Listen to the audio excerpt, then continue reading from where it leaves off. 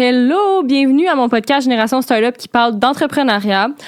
Alors, aujourd'hui, comme d'habitude, le podcast est sponsorisé par Milky & Co, ma compagnie de produits pour le corps, fait à la main ici, naturel, vegan, tout le kit. Comme d'habitude, vous avez le code podcast pour 15% off au www.milkyandco.com. Puis aujourd'hui, on a comme sponsor Faire Vidéo. Fait que c'est quoi Faire Vidéo? C'est des bijoux qui sont faits ici à Montréal. La owner est vraiment trop gentille, Juliette. Moi, je les aime depuis super longtemps. J'ai ce collier-là depuis 1 an quasiment. J'ai aussi le Vibes. Vous devrez aller voir sur le site web, c'est mon préf, le Vibes. Puis aujourd'hui, elle sponsor l'épisode puis elle nous a donné des petits bijoux. Fait que vous allez voir les filles, les invités qui sont venus aujourd'hui, leurs bijoux à la fin. Moi, j'ai eu un petit bracelet de perles comme ça, trop beau. En plus, ça fit avec mon collier que j'avais déjà. J'ai eu une petite bague comme ça à cœur, puis lui qui est trop beau. Puis vous pouvez utiliser le code promo Génération Startup pour avoir 15% off chez Faire Vidéo. Puis aujourd'hui sur le podcast, c'est vraiment une entreprise top qu'on a eue, c'est Nuda Canada. Fait que les deux filles, Maë et Geneviève, sont venues. C'est tellement intéressant, pour vrai, l'épisode est tellement rempli d'informations. Si vous voulez vous partir une entreprise, surtout dans le domaine de la beauté, ils nous ont parlé de leur parcours, de leur croissance, comment ils gèrent leur vie sociale, leur vie de travail. En tout cas, vraiment intéressant. Fait que bonne écoute, j'espère que vous allez aimer ça. Moi, c'est un de mes épisodes préf. Puis encore une fois, un gros merci à Faire Vidéo parce que c'est honnêtement une de mes places de bijoux préférées. Fait que bonne écoute!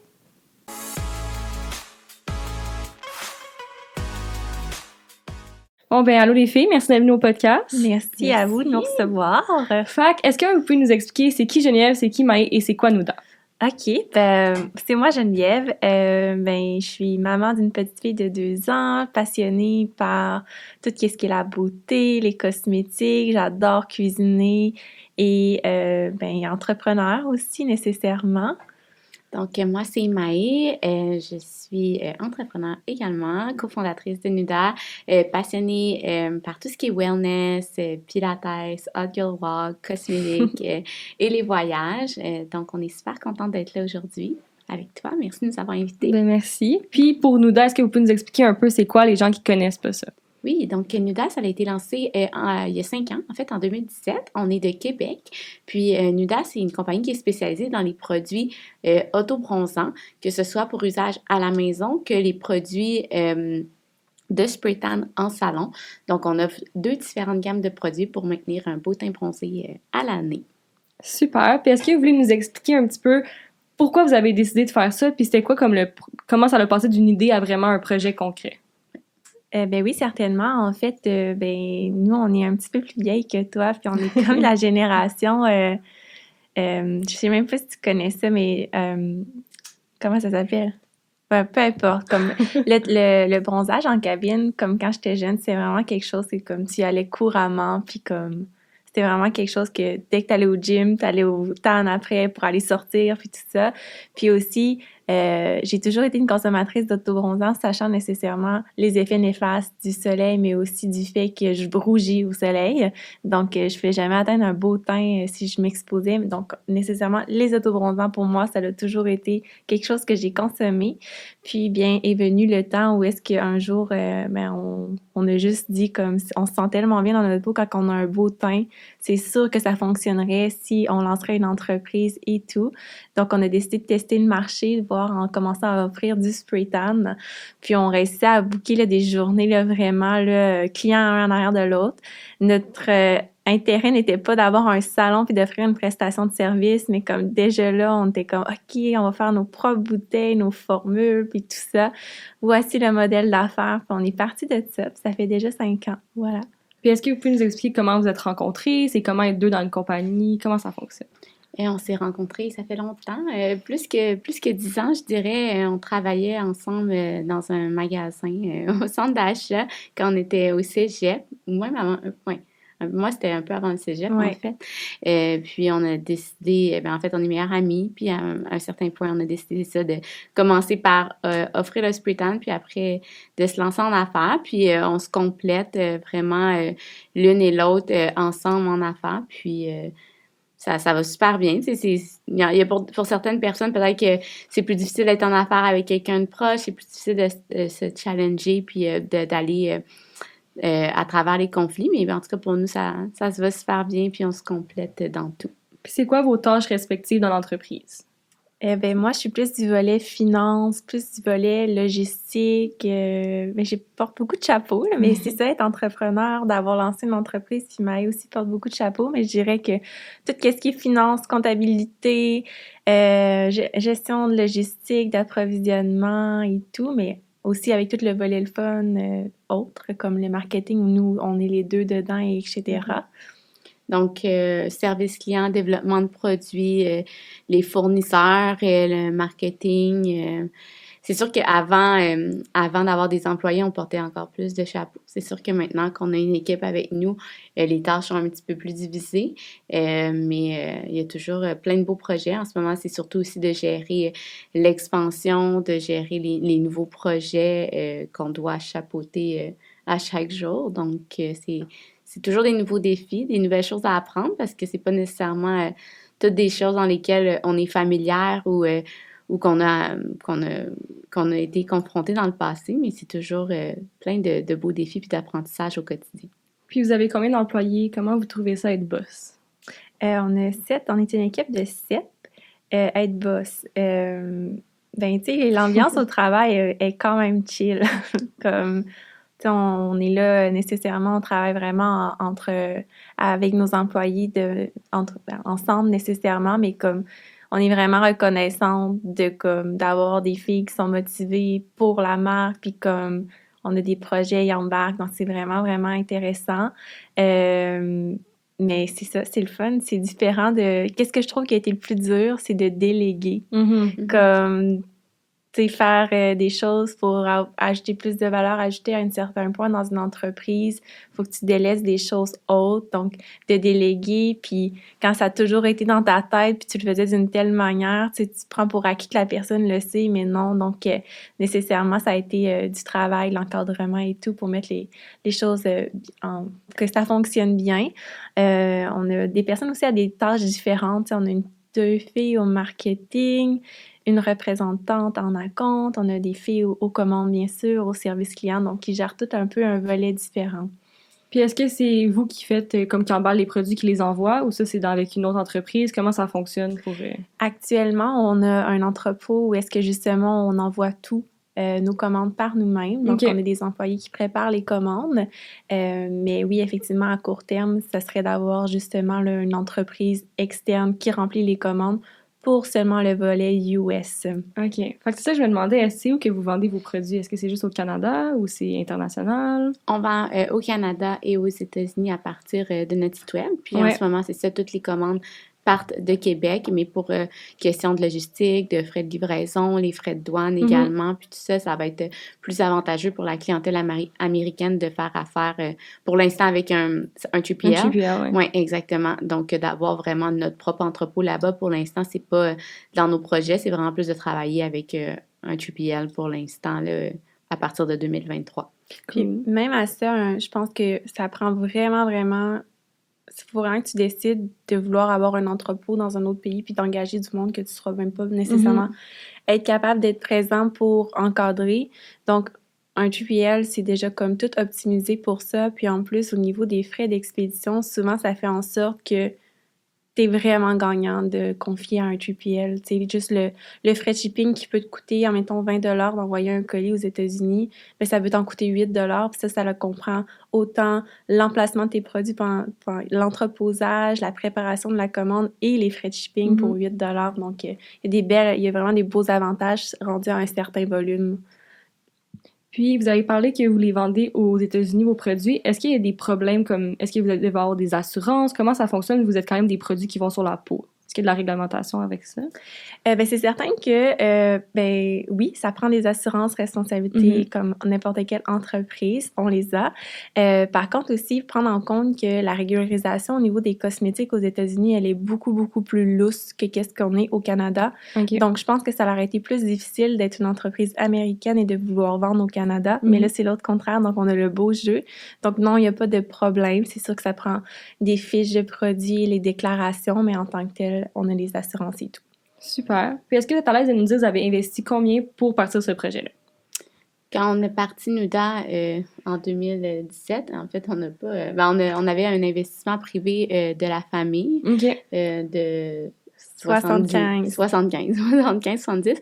Donc, 75 000 qu'on a mis, qu'on a pu par la suite rembourser, mais tu sais, on s'est pas endetté là, pour partir en entreprise, puis on a pris des décisions judicieuses avec ce montant-là qu'on avait pour toutes les sphères qu'on doit investir quand on lance l'entreprise, qu'on pense à l'incorporation, qu'on pense au site web, la première commande de produits. Nous, on a décidé d'y aller directement avec une commande de bouteilles imprimées en prenant le risque de peut-être que ça lève pas puis qu'on ait des produits déjà imprimés qu'on peut pas se débarrasser, des choses comme ça.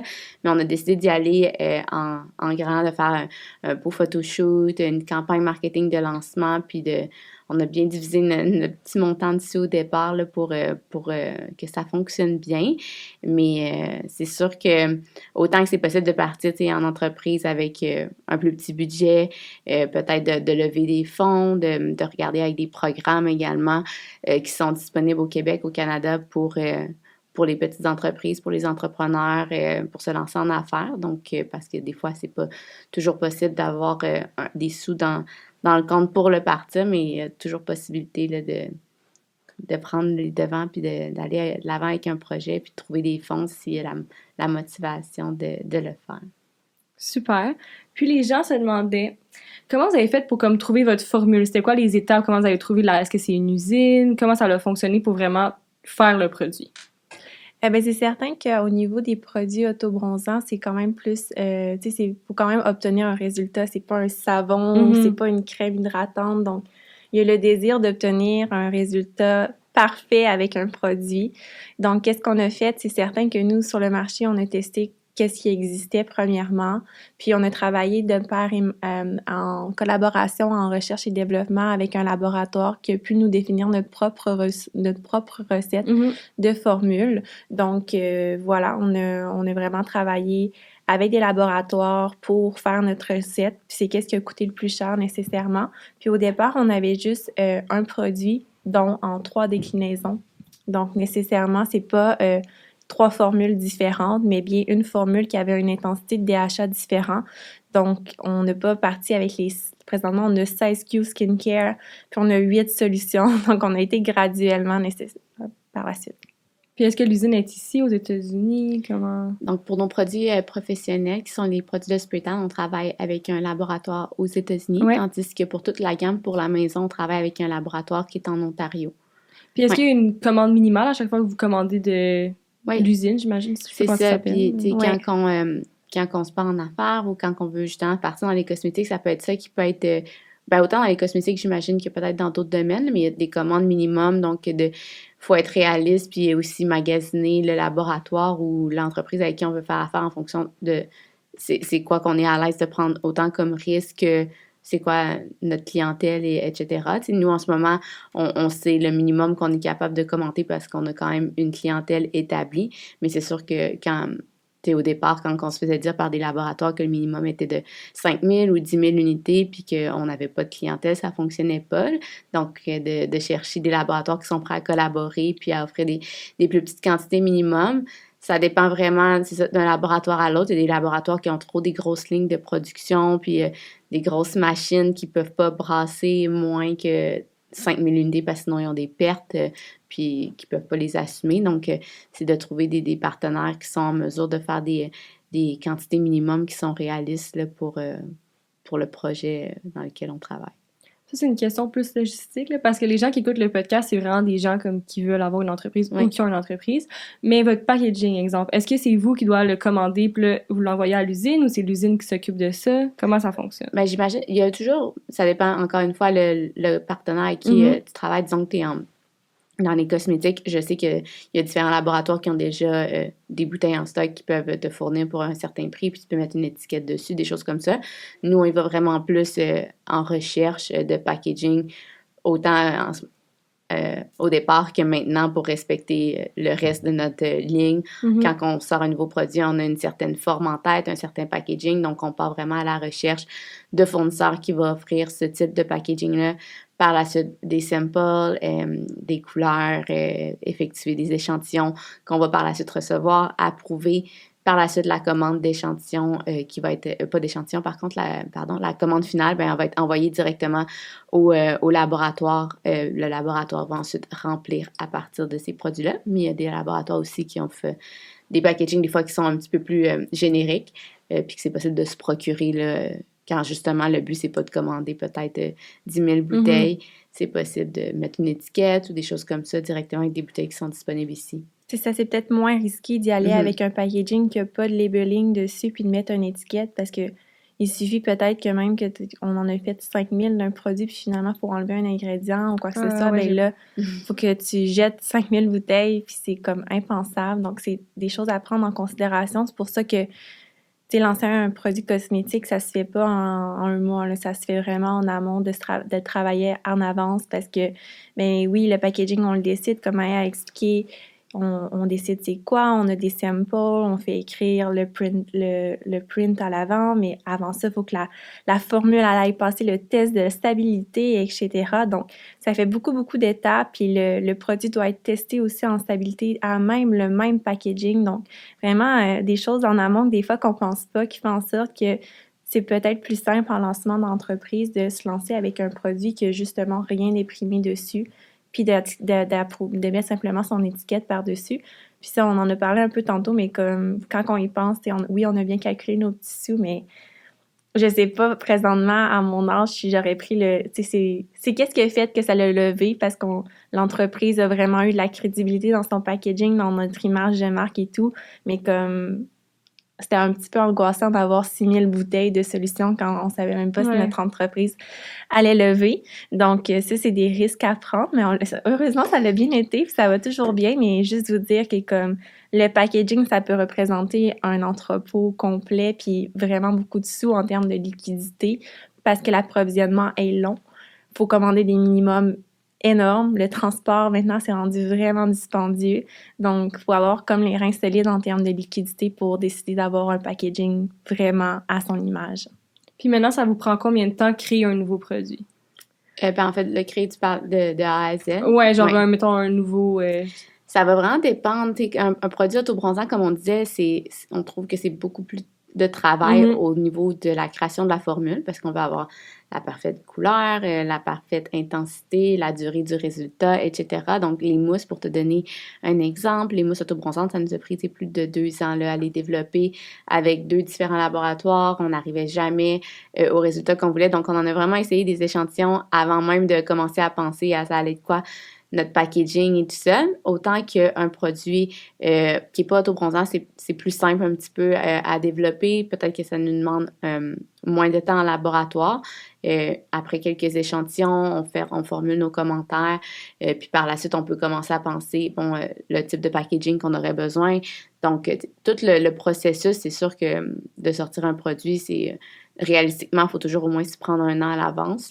Autant développer la formule avec le laboratoire que par la suite trouver le packaging. Si ça vient dans une boîte, il faut également trouver la boîte, faire le design. Puis par la suite, il y a des tests de stabilité aussi d'un produit cosmétique. Donc, avant de dire qu'on peut passer en production, il faut que la formule soit stable pour s'assurer qu'elle puisse être vendue sur les tablettes pendant 1, 2, 3 ans. Donc, il y a ça également. Puis ensuite, de passer en production, de les recevoir. Donc, c'est quand même un long procédé. Parfois, il y a aussi d'autres possibilités pour les gens qui se partent en affaires puis qui veulent partir dans les cosmétiques, du private label. Donc, des endroits qui offrent, disons, si le but, c'est de lancer des savons, ou peu importe le produit, des produits qui sont déjà prêts à être lancés à plus petite quantité, donc private label avec ton nom dessus. Donc ça, c'est peut-être quelque chose que tes auditrices et tes auditeurs sont familières avec ça, parce que dans les cosmétiques, c'est quand même une option qui est courante. Ouais. Puis, quand vous voulez faire un nouveau produit, comment vous faites pour trouver comme l'idée du produit? Est-ce que vous faites une recherche du marché ou vous faites vraiment juste des produits que vous aimez puis vous savez qu'il va fonctionner avec votre clientèle? Bien, il y a plusieurs raisons. Premièrement, comme la gamme présentement, actuellement, c'est vraiment la thématique, on s'entend, qui est au cœur de notre entreprise, c'est l'autobronzant. Puis pour obtenir un beau résultat avec un autobronzant, ça prend ça faut nécessairement se préparer, donc s'exfolier, s'hydrater. Après ça, on peut avoir un tan eraser qui fait en sorte qu'on peut corriger rapidement. Donc, tous nos produits sont comme reliés à la routine de faire un autobronzant. Donc, ça, premièrement. Deuxièmement, on regarde qu'est-ce qui se passe dans le marché, qu'est-ce qui est trendy aussi.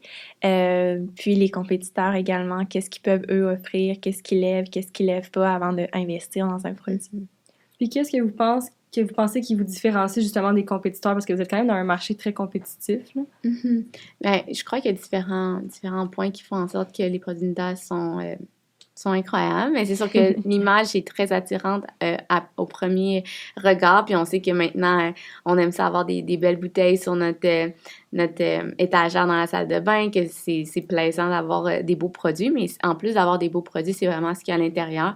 Donc, plus qu'un autobronzant, mais vraiment un skincare à la fois, puis c'est vraiment comme ça qu'on le voit quand on le développe, nos produits, c'est d'offrir d'autres ingrédients que juste l'ingrédient actif qui va venir offrir un bronzage, c'est d'offrir des ingrédients qui ont des propriétés antioxydantes, des vitamines, des huiles, donc pour venir hydrater la peau, pour venir régénérer la peau, tout dépendant c'est quoi le produit. Donc, juste pour donner un exemple, c'est notre dernier produit qu'on a lancé au printemps, qui est le sérum d'acide hyaluronique autobronzant. Ça, c'est vraiment notre premier produit qui est un skincare avant d'être un autobronzant. Donc, oui, ça offre un teint graduel, mais en premier lieu, c'est un produit qui est hydratant qu'on peut utiliser sur une base quotidienne dans sa routine. Donc, vraiment plus qu'une gamme de produits autobronzants, mais vraiment des produits qui sont bons pour la peau à utiliser sur une base quotidienne ou régulière, ce qui n'est pas nécessairement le cas de tous les produits autobronzants sur le marché, que parfois, c'est vraiment juste un produit qui bronze la peau et c'est tout. Donc, je crois que ça nous démarque beaucoup des compétiteurs. Si vous êtes à l'aise seulement, c'est quoi votre produit qui se vend le plus, puis c'est quoi votre produit qui se vend le moins? OK. Ben oui, moi, je me sens 100% à l'aise avec... si on s'adresse vraiment à la gamme skincare, parce qu'on a la gamme professionnelle aussi, je vais commencer par le produit qu'on vend le plus. C'est celui-là, l'eau autobronzante. Ce SKU-là, à lui seul, représente vraiment un gros chiffre d'affaires dans notre entreprise. Donc, c'est pas pour rien. Il est juste comme... Il est parfait. Génial. Ouais, je l'aime trop, moi. C'est vraiment un bon produit. Donc, c'est un eau autobronzante qu'on vient appliquer au niveau du visage. C'est une brume. C'est super facile d'application. Je sais pas si je peux faire une démonstration. Ben oui. Vas-y sur YouTube, ils vont le voir. C'est vraiment léger. On va l'appliquer, puis c'est comme une bruine qu'on vient appliquer quand on finit un maquillage. C'est un peu une bruine fixante. Ouais. C'est un peu le même principe. Puis ça va être vraiment léger. On l'applique, on n'a pas besoin d'y toucher, donc on n'a pas besoin d'aller faire rien du tout, on ne se lâche pas les mains. Donc, pour quelqu'un qui est débutant, c'est comme un produit qui est génial parce que les risques de se manquer avec ce produit-là sont assez très légers. Oui, puis aussi, ça a été désigné, dans le fond, l'autobronzant, les gens ont souvent une idée que c'est brun, comme... Donc, de là, de voir un produit transparent, les gens ne comprennent pas trop c'est quoi la magie qui va faire en sorte qu'on bronze. Ben, pour faire une petite introduction, dans le fond, l'ingrédient actif qui est le DHA, c'est un ingrédient qui vient d'un ingrédient naturel qui est la betterave et la canne à sucre. Mais lui, il va réagir avec les acides aminés de la peau, de la surface de la peau, puis ça va faire une réaction, puis ça va teinter la peau de manière temporairement permanente. Donc, on parle d'une durée, excusez, une petite une durée d'environ 5 à 10 jours, tout dépendant de l'application puis qu'est-ce qu'on en fait. Donc, l'eau autobronzante, elle est transparente, puis c'est vraiment une bruine. Voilà. Tantôt, je vais être super bronzée. Puis ça sent full bon aussi. Oui, ça sent vraiment bon. Puis qu'est-ce qui est intéressant, c'est vu qu'elle est transparente, ben, ça n'obstrue pas les pores de la peau. Donc, quand on utilise un autobronzant avec une couleur guide à l'intérieur qui permet, oui, de savoir où est-ce qu'on l'applique, ben c'est une couleur guide. Donc, c'est comme considéré comme un maquillage, tandis que ça, il n'y en a pas. Donc, c'est super comme pour utiliser au niveau de la peau, du visage, comme une peau plus sensible. Donc, ça, c'est notre meilleur vendeur. Notre produit qui est un petit peu plus dur, c'est un produit qui est méconnu, qui est le Tan Eraser. Donc, c'est une mousse qui fait en sorte qu'on peut appliquer, c'est une mousse blanche, qu'on vient appliquer sur notre corps pour enlever notre ancien tan. Donc, on peut faire l'exfoliation pour enlever un ancien tan. Donc, c'est comme un produit comme qui différencie de qu'est-ce qu'on peut trouver comme en pharmacie, etc. Donc, c'est peut-être le produit qu'on a un petit peu plus on le vend super bien, mais malgré tout, méconnu, c'est pas le premier choix du monde, et etc. Mais quand on se rate avec un autobronzant, chose qui peut arriver avec n'importe quel autobronzant si on prend pas le temps de bien appliquer, mais ça, c'est génial d'avoir cette bouteille-là là, dans son tiroir. Aussi, tu sais, comme t'as fait un tan la semaine passée, mais en fin de semaine, tu as un événement, mais il te reste des résidus d'un tan, ben ça va aider à les faire partir plus rapidement. Ben, tu sais, c'est un bon produit pour les personnes qui sont comme habituées d'utiliser des autobronzants puis qui veulent juste en faire à chaque semaine puis se départir des résidus d'un bronzage qu'il y avait la semaine dernière parce que on l'applique, en fait, on le laisse agir comme 5 minutes, puis après ça, on va venir frotter avec un gant exfoliant puis ça va aider à faire partir plus rapidement les résidus du bronzage. Ou si, par exemple, tu es allé te dormir avec ta main dans ton visage, puis que là, tu as tout l'intérieur de la main taché, ben venir mettre justement du tan remover à l'intérieur de la main va aider à faire pâlir le résultat plus rapidement. Good. Puis vous êtes vraiment forte sur les réseaux sociaux. Est-ce que vous êtes à l'aise, encore une fois, de nous dire c'est quoi votre tactique marketing un peu pour comme chaque plateforme, genre Instagram, Facebook, je sais pas si vous êtes sur TikTok, je pense que oui. Ouais. Donc, c'est sûr que quand on a démarré Nuda, ça a été le nerf de la guerre. Les réseaux sociaux, à ce moment-là, Instagram était encore plus... c'était encore plus facile de se démarquer qu'aujourd'hui versus avec l'algorithme, puis les différentes réalités sur, entre autres, Instagram. C'est pas ce que c'était, mais c'est sûr que ça nous a vraiment aidé à se faire connaître autant... d'être présent sur les réseaux sociaux, de créer du beau contenu, de faire affaire avec des créatrices de contenu et des influenceurs, ce qu'on continue toujours de faire. On a également maintenant un programme affiliate qui aide aussi à promouvoir le produit sur les réseaux sociaux, puis à amener de l'engagement. Donc, pour Instagram, c'est sûr que nous, on le voit vraiment comme une vitrine maintenant, que c'est plus dur d'avoir de l'engagement, mais c'est quand même important que notre marque soit présente sur les réseaux sociaux, sur Instagram, puis qu'on véhicule du contenu qui est attrayant. Parce que souvent, par exemple, si je te donne un exemple, moi, avant d'acheter des produits, un vêtement, peu importe, sur une autre boutique, mais je vais souvent aller voir leur Instagram pour voir d'autres modèles peut-être qu'ils ont, ou c'est quoi la couleur de blush que je devrais prendre, ou peu importe. C'est comme un complément du site web, donc c'est intéressant que ça soit toujours bien maintenu, puis de faire affaire avec des envois à des influenceurs ou à des médias, bien ça permet toujours de créer de la belle visibilité. Tandis que Facebook, c'est sûr que bien, pour la publicité, puis tout ça, c'est toujours intéressant. On reste actif, on partage du contenu sur la plateforme, mais c'est sûr que c'est un petit peu plus vieux aussi l'audience sur Facebook. Puis TikTok, ben c'est vraiment une belle plateforme qu'on essaye le plus possible de développer, mais ça, c'est toujours une question de devenir viral du jour au lendemain. C'est dur à prédire, mais on reste active, on crée du contenu qui est différent de Instagram. On fait affaire aussi avec des créatrices de contenu, des influenceurs, mais on crée aussi notre propre contenu. On essaie de suivre les trends. Donc, on essaie d'être présente. Pinterest également. Oui, on essaie d'être un petit peu partout puis de diversifier parce que le jour où peut-être un des réseaux sociaux ne sera plus in ou n'existera plus, mais il faut qu'on ait des pions aussi aux autres endroits. C'est bien important. Puis est-ce que vous faites des publicités Facebook ou Instagram que vous payez? Est-ce que c'est vous qui les faites? Est-ce que c'est une agence? Donc maintenant, c'est à l'interne. C'est géré par une directrice marketing. Ouais. Dans le passé, on a fait affaire avec des agences. Donc, les deux sont possibles. Ou c'est possible de les faire soi-même si on a une passion pour en apprendre plus sur le sujet, mais c'est comme un monde complet, autant au niveau de la publicité sur Instagram, la publicité sur Facebook, que les ads sur Google, qui sont aussi un très bon moyen de faire de la publicité. Les ads sur TikTok, on essaye d'en apprendre plus, sur Pinterest également. Donc, puis le affiliate aussi, il y a des moyens aussi d'investir dans ça au niveau de la publicité, plus aussi la publicité, ben pas la publicité, mais le budget qu'on met dans la création de contenu / marketing d'influence, qui est également un dérivé, mais qui permet d'effectuer du brand awareness puis de la publicité également payante. Je sais que vous faites beaucoup affaire avec des influenceurs, créateurs de contenu. Est-ce que est-ce que vous les payez ou c'est plus du gifting d'habitude? Il y a les deux. Ouais. On met quand même un bon budget, le niveau influenceur. Puis d'ailleurs, on est vraiment reconnaissante de comme les gens qui désirent travailler avec nous. C'est toujours plaisant.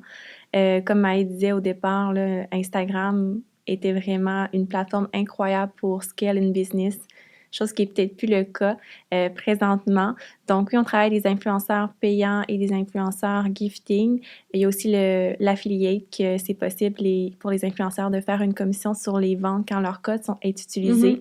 Mais oui, il y a un budget à tous les mois qui est alloué à ça, puis on essaie de diversifier d'influenceurs aussi. Donc, on a vraiment une grosse banque d'influenceurs. Puis là, on essaie d'y aller plus un peu avec l'Ontario aussi, parce que nécessairement à Québec, ben, ça fait à peu près 5 ans qu'on a lancé NUDA, donc tranquillement, on essaie de sortir du Québec. Puis pour une compagnie qui a comme un tout petit budget qui commence en marketing, c'est quoi que vous conseillez de dépenser ce petit budget-là? Qu'est-ce qui fonctionne le plus pour vous dans toutes vos tactiques? Ben moi, je pense que si le risque est moindre, c'est sûr que, étant donné la réalité d'Instagram présentement, je crois que j'irai avec le affiliate parce que le risque est moindre en tant que tel qu'on paye la personne quand elle fait une vente. Donc, c'est comme business to business. Mais de bien choisir ses influenceurs si on a à payer des influenceurs, de vérifier leur engagement et tout. C'est sûr que quand on part une entreprise, on veut être avec tout le monde, puis on veut faire plaisir à tout le monde, etc. Mais quand on a un plus petit budget, ça nécessite peut-être plus de réflexion. Super. Puis je sais que vous êtes allé au Dragon. Oui. Est-ce que vous pouvez nous parler un peu de l'aventure? Comment ça s'est passé? Les répercussions? Oui. Ça fait 3 ans. Oui, ça fait déjà 3 ans. On s'est présenté on a été accepté à l'émission. Ouais. C'était vraiment une belle expérience. Ça a été vraiment stressant d'être à la télé. On s'était préparé. C'était vraiment une très belle expérience. Vraiment reconnaissante d'avoir eu la chance de faire ça. Après, par la suite, on avait eu un deal à l'émission. On a eu des discussions qui se sont poursuivies par la suite. On a décidé de ne pas aller de l'avant par la suite là, après avec la dragon, en tout cas, je sais pas comment dire, qui nous avait sélectionnés, puis pour différentes raisons, mais tu sais, c'est super correct, ça a vraiment été une expérience enrichissante, puis... oui, ça donne la visibilité. C'est la question de est-ce que ça l'aide au niveau des ventes? Oui, ça l'a aidé. Est-ce que ça l'est à long terme? Je pense pas. Mais par contre, on se fait souvent dire « Ah oui, je vous ai vu au Dragon », fait que ça reste dans la tête des gens en tant que tel, puis ça donne une certaine crédibilité, puis c'était vraiment une belle expérience, c'est certain. Good. Puis moi, je me demandais, c'est quoi votre plus gros défi dans votre compagnie? C'est drôle. Mais oui, c'est ça. Pour vrai, comme rendu à un point où est-ce qu'on est, tu sais, l'entreprise, on double notre chiffre d'affaires à chaque année, puis là, on est rendu à un niveau que comme si on double ce chiffre d'affaires-là, ça va être incroyable, mais ça prend un peu plus de, comme, peut-être, de ressources dans l'entreprise. Donc, des défis, il y en a tous les jours sur tous les sujets. Donc, je sais pas. Pour vrai, je pense... c'est sûr de gérer l'expansion, de gérer toutes les opportunités, d'essayer... Même moi, quand je t'en parle, je suis perdue parce que même quand je me pose la question, c'est de quoi qui est angoissant un peu, de penser à... C'est ça, quand tu es rendu à un certain point, que c'est plus juste de vendre en ligne, c'est de vendre, OK, est-ce qu'on veut vendre dans des magasins? Est-ce qu'on veut vendre dans d'autres pays? Est-ce qu'on veut faire des stratégies quelconques qui vont nous amener ailleurs? Donc, c'est de penser plus loin que juste quand on vendait sur notre site à partir des photos qu'on mettait sur Instagram, puis ça allait bien. Donc, si on veut scale, puis justement doubler notre chiffre d'affaires encore l'année prochaine, il faut penser à des stratégies qui sont un petit peu plus poussées que ça. Puis, c'est de se sentir aussi que parfois, il faut s'entourer de gens qui ont des compétences autres que les nôtres, parce que c'est ça aussi, à un certain point, nos compétences s'arrêtent à un certain point. Et puis, c'est bien correct d'aller prendre des gens qui sont expérimentés dans divers domaines, que ce soit le retail, que ce soit la logistique, que ce soit les taxes, la fiscalité, name it, il y en a tellement. Puis, surtout quand tu envisages autant d'expansion, justement, aux États-Unis, il y a plein d'autres choses qui rentrent en ligne de compte qui sont beaucoup plus compliquées, justement, si on parle du niveau fiscal, du niveau des... Juridique. Il y a vraiment beaucoup de volets qui demandent c'est bien important de bien s'entourer, si c'est un manque de budget, ben d'essayer de trouver des mentors ou des organismes, des fois, qui offrent des ressources pour les entrepreneurs, parce que c'est quand même aussi des honoraires puis des frais qui s'ajoutent de faire affaire avec des consultants à l'externe, mais c'est bien important parce que sinon c'est comme le néant, puis on en a fait des erreurs, puis on en a perdu de l'argent sur des projets que si on aurait été mieux aiguillé, on n'aurait peut-être pas fait ça de cette façon-là, mais c'est correct de pas toujours avoir que des réussites, mais pour le futur, oui, le défi c'est la croissance, c'est de la gérer de choisir les opportunités, de prendre les choses une à la fois parce que ça peut devenir vraiment overwhelming de voir tout ce qu'il y a à faire puis de juste voir les choses qui s'empilent puis de pas savoir les prioriser. Le point positif, c'est que c'est vraiment motivant parce qu'il y a plein d'opportunités, mais en arrière de chaque opportunité, il y a comme un momentum puis une logistique. Donc, c'est de prendre un certain recul puis de dire, OK, non, ça, c'est pas stratégique avant qu'on n'ait pas fait ça pour telle raison fiscale et tout. Donc, c'est comme un gros, gros casse-tête que oui, nécessairement, moi, mon plus gros défi, c'est que on est comme un peu humble dans ça puis on est comme, OK, on a besoin d'aide pour prendre les bonnes décisions, tout simplement. Puis c'est quoi votre plus grande réussite avec la compagnie? Et... Ça peut être plusieurs, ça peut être personnel. Ben moi, je trouve que juste d'avoir réussi dans un domaine d'auto-bronzant, c'est quand même bon parce que au Québec, quand tu parles d'auto-bronzant, les gens pensent tout de suite à Orange. Comme, ça, c'est vrai. On a vraiment travaillé fort sur comme c'est vraiment une alternative, on peut obtenir des beaux résultats. Donc juste ça, je suis vraiment fière. La croissance, je pense que ça peut paraître beau puis que positif, mais c'est vraiment pas nécessairement ça, puis c'est des gros défis, puis je pense qu'à date, ça va super bien. Cette année, pour moi, c'est comme, si on réussit à doubler encore, wow, chapeau. Je me le donne comme défi, on se le donne comme défi. Mais ouais, juste d'avoir réussi une entreprise dans l'auto-bronzage, je trouve ça quand même déjà un exploit. Oui, exactement. Puis, tu sais, c'est excitant aussi. Là, on est déjà le début septembre, mais tu sais, la grosse saison s'en vient, le temps des fêtes, puis là, tout va reprendre. Donc, c'est sûr que l'autobronzant, surtout au Québec, les gens l'hiver, l'automne, aiment ça avoir un petit boost de confidence, un petit teint bronzé. Donc, la grosse saison qui s'en vient également. Puis, ça va nous permettre d'aller chercher des nouveaux sommets autant en chiffre d'affaires qu'en objectif, qu'en nouveaux projets qui s'en viennent dans les prochains mois. Donc, vraiment excitant. Super. Puis on sait qu'en entreprise, c'est pas toujours parfait. Est-ce que vous voulez nous expliquer votre plus gros fail qui est arrivé dans votre entreprise? Vas-y. Il n'y a pas... Ça peut être des petits, là, c'est pas obligé. Il n'y a pas de fail. Je pense que c'est normal en tant qu'entreprise de faire évoluer son modèle d'affaires. Des fails, peut-être de faire des fois confiance à des gens. Tu sais, moi et Maï, on se connaît pas dans tout, puis des fois, on fait confiance à des fournisseurs, puis comme ça se passe pas. Donc, je pense de faire plusieurs soumissions avant de choisir un fournisseur, par exemple. De les talonner, tu sais, parce que clairement, quand disons que tu as un projet en tête, toi, tu as une idée tu aimerais qu'il soit fait de cette manière-là, dans ces délais-là, puis si que tu restes pas assez à l'affût sur le mandat ou peu importe, que les suivis sont pas faits, ben c'est ça. Des fois, le fournisseur ou la partie qui est à l'externe de toi, qui est pas dans ton bureau avec toi, c'est plus dur d'avoir le contrôle, effectivement. Donc, de faire des suivis serrés, de s'assurer que ça suive la vision de l'entreprise puis que ça se passe dans les temps. Moi, être déçu à la fin. Ouais. Puis j'ai une peine de penser à quelque chose, là. C'est vrai, tout ça, mais c'est pas un fail, c'est juste... Si, admettons, tu me disais, si tu avais la chance de faire quelque chose de différemment, j'aurais des employés plus rapidement. Ouais, ça vraiment. a pris combien de temps avant Ça a pris comme un bon 2 ans et demi. OK, vous étiez juste 2? Ouais. Les 2 premières années, on a fait le Canada 2 fois au complet. Je te dis, là, c'était capoté. Chaque fin de semaine. Pour donner des formations à des esthéticiennes, puis tout ça, pour le volet spray-tan professionnel. Mais avoir des employés, tu sais, c'est toujours un risque financier au final, je veux pas, mais comme ça vaut tellement la peine.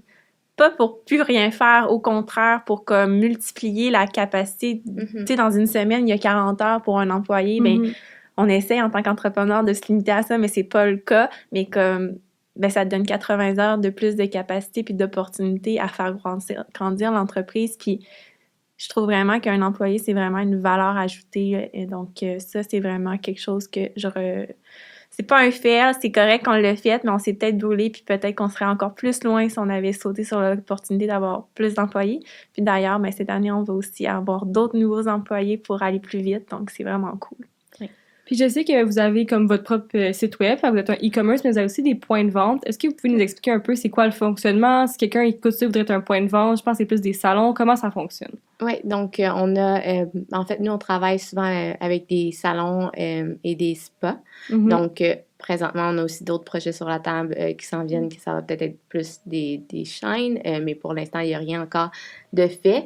Mais c'est sûr que comme on a revu nos conditions, puis maintenant on a une représentante et bientôt une deuxième qui s'assure qu'il y ait comme un fit toujours avec qui on fait affaire pour distribuer nos produits. On veut pas nécessairement que nos produits soient partout. Donc, il faut vraiment passer au travers d'un processus de sélection, autant de la localisation, c'est quoi les services qui sont offerts, les autres brands qui sont offerts, c'est quoi l'essence de votre entreprise, de la marque.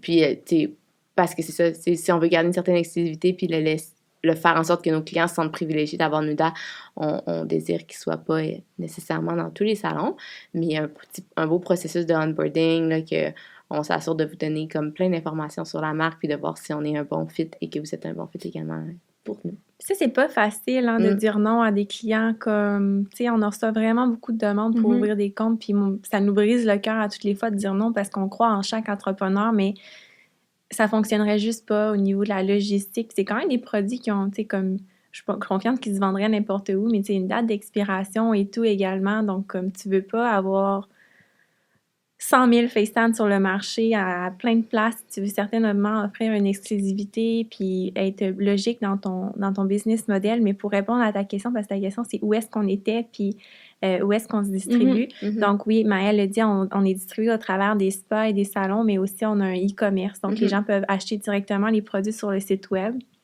Donc voilà.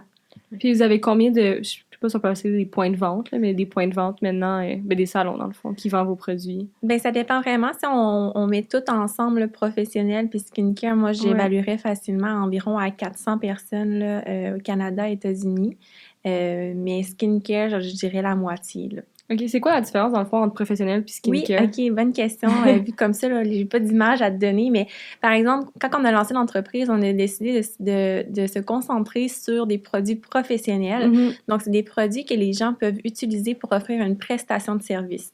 Donc, c'est pas quelque chose que quelqu'un peut aller dans un salon d'esthétique, prendre sur la tablette, acheter puis faire le soin chez eux. Ça prend vraiment une machine, on met la solution dans la machine, on a une formation, puis on offre un service d'appliquer le bronzage airbrush. Donc, ça, c'est le volet professionnel. Puis, par la suite, on a la gamme maison qu'on peut trouver dans des salons d'esthétique et sur notre site web qui vous permet, vous, à la maison, de vous faire un soin par vous-même puis d'obtenir un teint à l'année. Puis, est-ce que vous savez c'est quoi le pourcentage de gens qui commandent sur votre site? Est-ce que c'est plus maintenant en ligne ou c'est vraiment plus dans les salons? En fait, notre volet au niveau là, business d'affaires, là, c'est plus comme on est vraiment égal là, en termes. On a 3 canaux de distribution. Moi, je les vois comme ça. On a le volet professionnel qui est les solutions. On a les retailers qui sont les gens qui vont revendre nos produits. Puis on a le D2C. Donc, on est vraiment 33. Moi, je veux savoir, c'est quoi votre plus grand rêve avec Nuda? Genre un magasin que vous aimeriez être dedans ou juste quelque chose que vous aimeriez réaliser? Bien, c'est sûr qu'à chaque fois qu'on parle de c'est où que Nuda pourrait être un jour sur les tablettes, c'est sûr que comme on aimerait avoir un petit bout d'aller au Sephora, ça serait le rêve. Mais si c'est pas Sephora, ça pourrait être Nordstrom, ça pourrait être Ulta. C'est sûr que aussi Revolve, c'est comme full populaire, mais c'est plus en ligne. Ça pourrait être vraiment cool. Donc, d'être dans un grand retailer comme ça a ses défis, mais comme ça l'amène en même temps tellement une crédibilité puis une visibilité pour la marque. Puis c'est aussi pour ça que comme maintenant, on aligne aussi la vision de l'entreprise, on prend différentes décisions parce qu'on voit que l'entreprise, on a des beaux produits qui ont une crédibilité puis qui pourraient se retrouver un jour sur des tablettes comme ça. Mais pour ça, il faut bien mettre la table autant au niveau des autres personnes avec qui on travaille que de nos stratégies, que de nos emballages. Donc, que le marketing. Oui, que le marketing et tout ça. Donc, pour un jour solliciter l'attention des retailers comme ça serait vraiment un rêve, effectivement. Puis est-ce que vous avez déjà essayé de contacter comme Sephora ou des places comme ça? Oui, mais on a déjà été en contact. Il y a des contacts initiaux qui avaient été faits.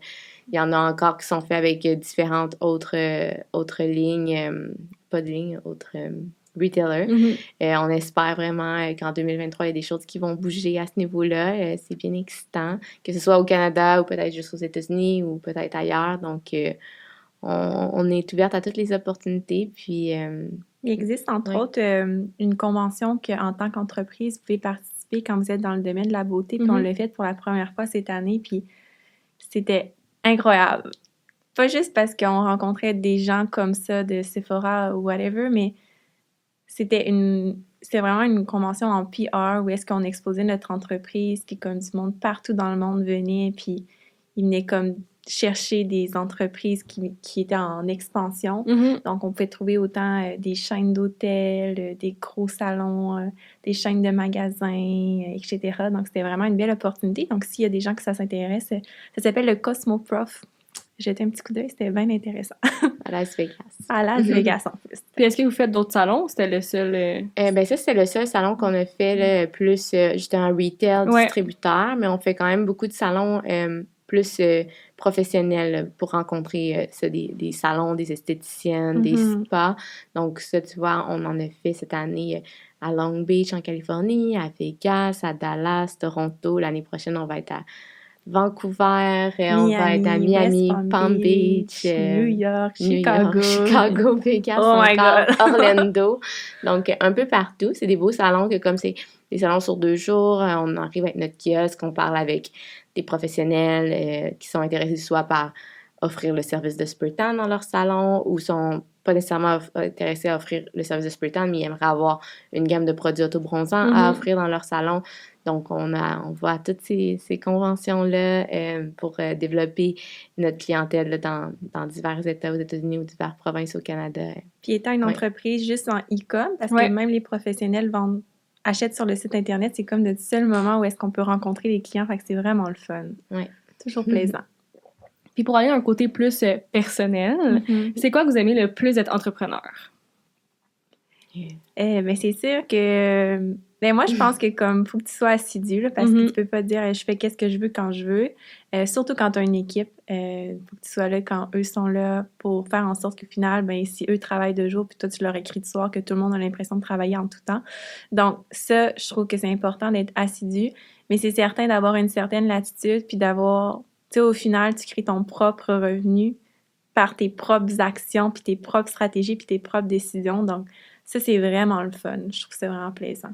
Oui, exactement. Je pense que si tu as la motivation puis que tu es assidu parce que il faut que tu sois motivé là, à mettre, surtout au départ, du temps, des efforts, mettre des choses de côté pour par la suite comme avoir plus de latitude, plus de week-ends. C'est comme si on se remet au temps qu'on n'avait pas d'employés puis qu'on voyageait tout le Canada pour donner des formations puis aller à des conventions versus maintenant que on a des trainers dans d'autres provinces, et comme on a plus de temps, ben c'est sûr qu'au début, il faut être prêt à mettre les efforts, mais que par la suite, ça serait difficile pour moi de m'imaginer là, avoir un boss un jour après avoir eu ta propre entreprise, puis voir c'est quoi de pouvoir gérer tes propres projets, tes propres idées.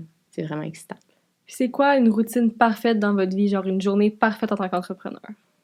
Ben moi, j'ai un enfant de 2 ans, fait que c'est impossible d'avoir une routine, mais je dirais entre autres ben mettons par exemple, moi, je vais regarder mes courriels dès que je me lève, je vais être au bureau pour environ 9 heures, je vais être au bureau jusqu'à 4-5 heures, donc d'avoir puis là on rit parce que moi puis Marie ayant pas dans le foyer, on faisait comme on voulait avant, mais maintenant qu'on est des employés, on a des employés cette année qui nous ont mis au pied du mur en nous disant que ça prenait des processus puis des outils de travail pour que la communication se passe. Donc là moi puis Marie, présentement on apprend à travailler avec un agenda parce que c'était pas quelque chose qu'on était plus disponible. Oui, je suis disponible, mais là en ayant une grosse équipe, faut tout coordonner tout le monde en même temps, donc de bien préparer la veille, on regarde c'est quoi nos meetings, on s'assure qu'il n'y ait pas de contretemps, qu'on soit prête pour nos meetings, que l'équipe sache quoi faire et que la communication puis les informations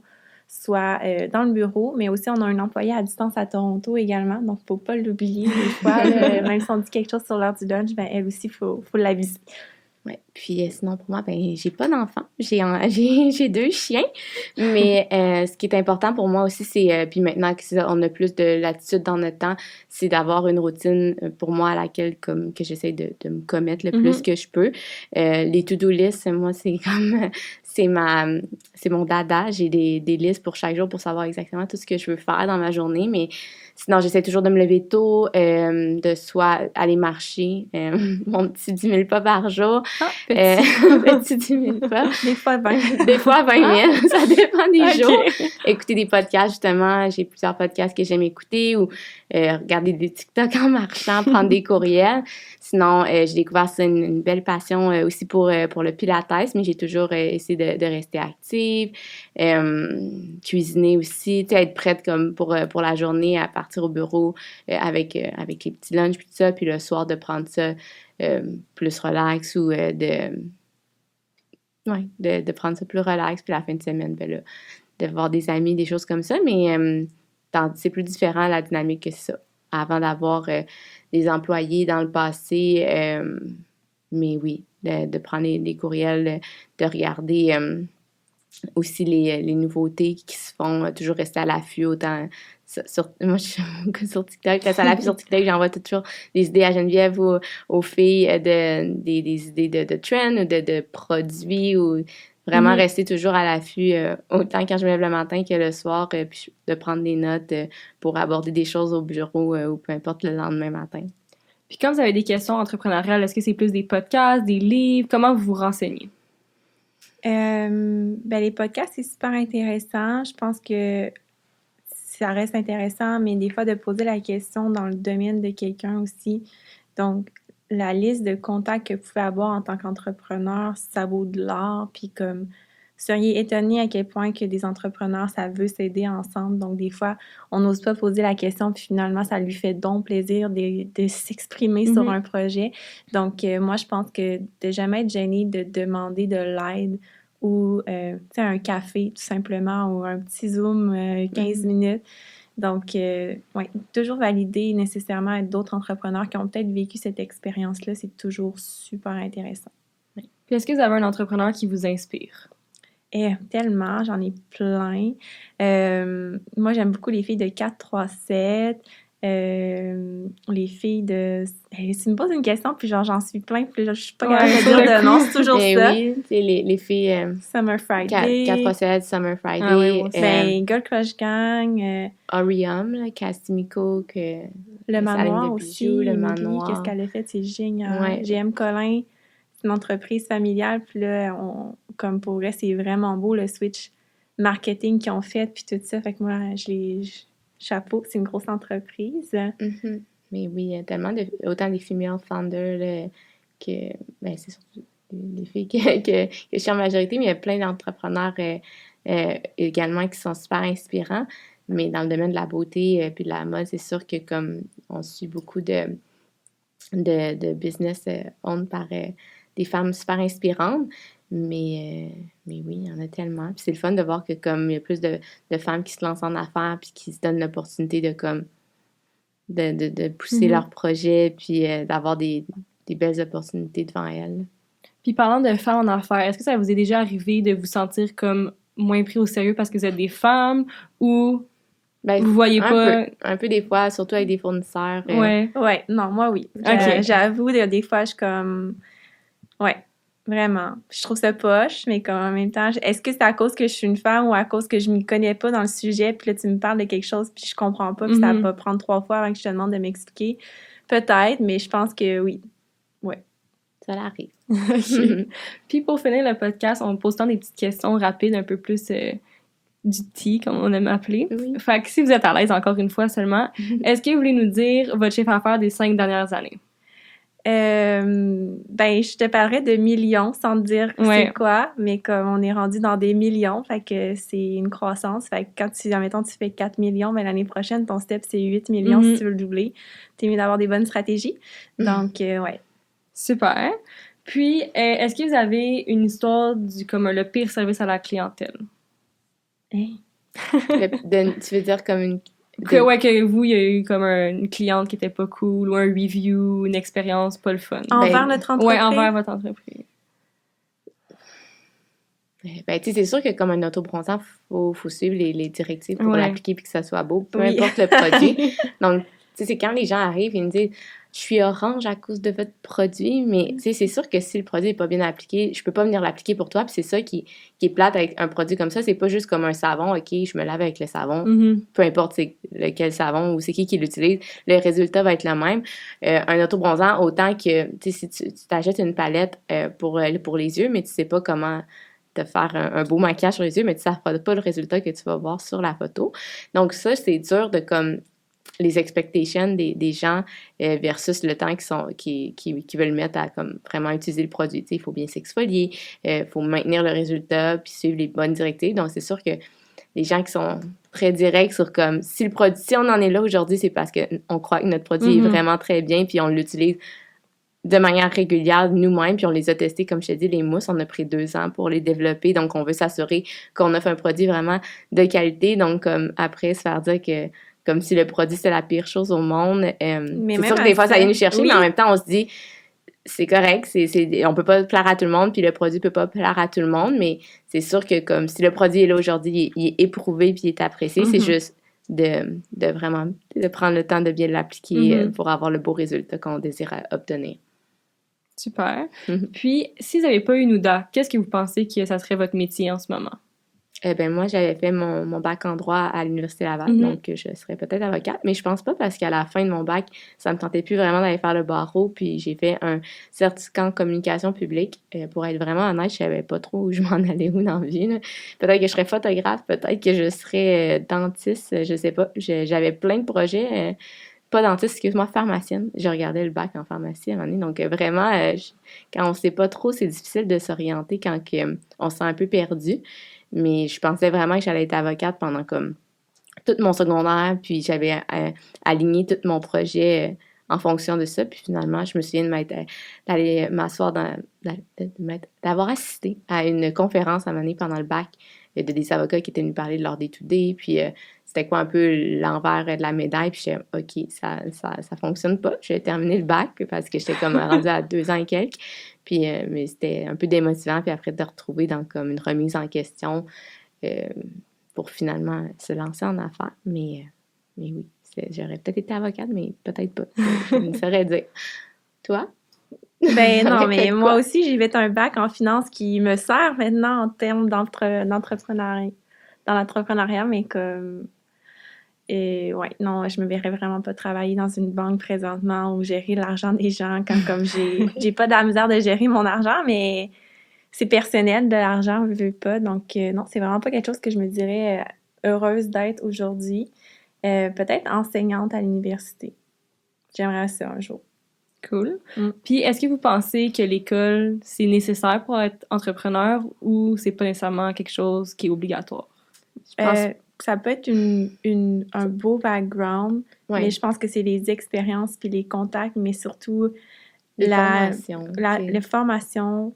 Mais c'est comme une flamme à l'intérieur de toi que tu dis, tu sais, mettons, présentement, tu me dirais, hey, tu lances Nida, tu repars de zéro, je sais pas si j'aurais le guts de le faire, tu comprends? Parce que tu sais jamais qu'est-ce qui peut t'arriver en termes d'entreprise, mais comme on l'a fait, on a mis 75 000 investis dans des choses qui valaient peut-être, qu'on s'est peut-être dire de hey, faites pas ça, franchement, c'est beaucoup d'argent pour ça quand vous pourriez faire ça, mais on l'a fait, ça l'a fait en sorte que Nida, il y a eu une crédibilité qui s'est créée autour de la marque dès le départ. Mais ouais. C'était quoi la question? Qu'est-ce qu'on voulait faire plus tard ou on était rendu ailleurs? Non, mais c'est ça. Ben, non, c'est l'école, c'était obligatoire. Ah, l'école! Oui, je pense vraiment que c'est important d'avoir la vocation, de pas juste y aller avec l'idée « Ah, moi, je veux juste travailler pour moi, puis mais il faut quand même avoir une idée, il faut quand même avoir une vocation pour ça, puis être conscient des sacrifices puis du temps qui est à mettre. Parce que c'est pas pour tout le monde, ça, c'est sûr. Mais si c'est pour toi, ben comme de te faire une liste de comme c'est quoi les différents... peut-être si tu veux pas aller nécessairement à prendre un programme, c'est quoi les différentes formations justement en publicité, en finance, c'est des formations de base que ça serait important d'aller chercher. C'est nous justement, finance, droit, on n'a pas fait l'école, le business school, on a comme c'est pour ça aussi qu'on est consciente que nos capacités puis nos connaissances s'arrêtent à un certain niveau sur différents sujets puis qu'on va s'entourer de d'autres personnes qui ont des connaissances pour nous compléter. Mais je pense pas nécessairement que c'est juste un business school, quoi comme ça, c'est quelque chose de de nécessaire. On le voit juste avec nous, tu sais, mon bac en droit me sert de temps en temps, mais sans plus, c'est très loin, puis je me souviens pas de tout ce que j'ai appris, disons, puis c'est pas toutes des choses qui sont nécessairement pertinentes en affaires. Donc, tout le reste de ce qu'on peut penser pour gérer une business, je le savais pas avant d'avoir les 2 pieds dedans. Et je pense que l'expérience qu'on se crée en dehors de l'école, c'est super important. Comme moi, j'ai étudié, mais en même temps, j'avais des emplois, puis ça, c'est quelque chose que je regrette pas parce que ça m'a permis d'avoir des expériences dans d'autres domaines en même temps que d'apprendre à l'école. Puis pour terminer le podcast, c'est quoi votre plus grand conseil pour quelqu'un qui veut se partir une entreprise? Et il y en a tellement. Ça peut être plusieurs. Le plus grand.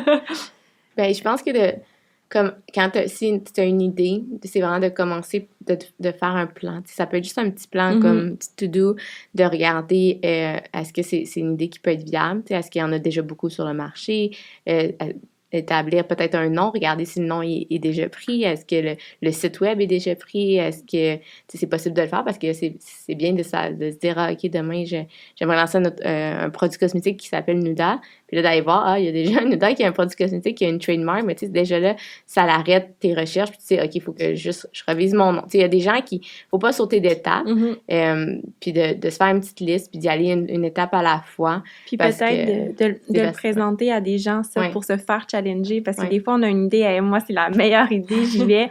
Puis là, finalement, quelqu'un arrive avec quelque chose, puis mais t'as-tu pensé à cette loi au niveau de la telle chose qui fait en sorte que je suis pas sûre que ça pourrait... Tu sais, c'est con, là, mais admettons, on parle de complètement autre chose, mais mettons, il y a des produits que tu peux pas advertiser sur les réseaux sociaux, donc comment tu veux te faire connaître à l'ère du numérique, etc. Donc, de se faire challenger par d'autres personnes quand tu présentes, c'est peut-être une bonne chose. Super. Ben merci vraiment d'être venu au podcast. Ben, c'était full intéressant. Puis avant de vous laisser partir, j'ai un petit cadeau de notre sponsor d'aujourd'hui. On peut l'ouvrir ensemble. Merci. Ben oui. Les gens sur YouTube, ils vont le voir. Fait que c'est de chez Faire Vidéo. C'est des bijoux. C'est fait ici à Montréal. Cool. Fait qu'on peut les ouvrir, montrer nos cadeaux. Merci. Doré. C'est parfait. Parfait. Argent. On dirait qu'on a écrit. Ouais, mais je pense qu'elle vous a écrit une petite lettre si vous pouvez la lire après. Elle a gardé. Fait que c'est ça. Un gros merci. Puis c'est où qu'on peut retrouver votre entreprise sur les réseaux sociaux? C'est quoi le handle, le site web? Donc, c'est Nuda Canada sur Instagram, Facebook. Pour les consommateurs, le site web, c'est juste nuda.ca. Puis on va vous offrir 15% avec le code Génération Startup pour vous procurer vos produits là, via notre site. On offre aussi la livraison gratuite sur les commandes de 75 $ et plus. Si vous cherchez comme le produit Nuda à essayer en premier, c'est sûr que c'est l'eau auto-bronzante qui est disponible soit originale ou dans la teinte dark. Donc, si tu as déjà un petit teint bronzé, peut-être y aller avec la version plus foncée. Puis, c'est toujours bien, si tu veux faire un bundle, la mousse auto-bronzante qu'on offre dans le médium foncé et ultra foncé. Donc, les 2 produits là, chouchous de nos clients. Super, ben un grand merci encore une fois. Puis merci Faire Vidéo et à la semaine prochaine. Merci, bye bye.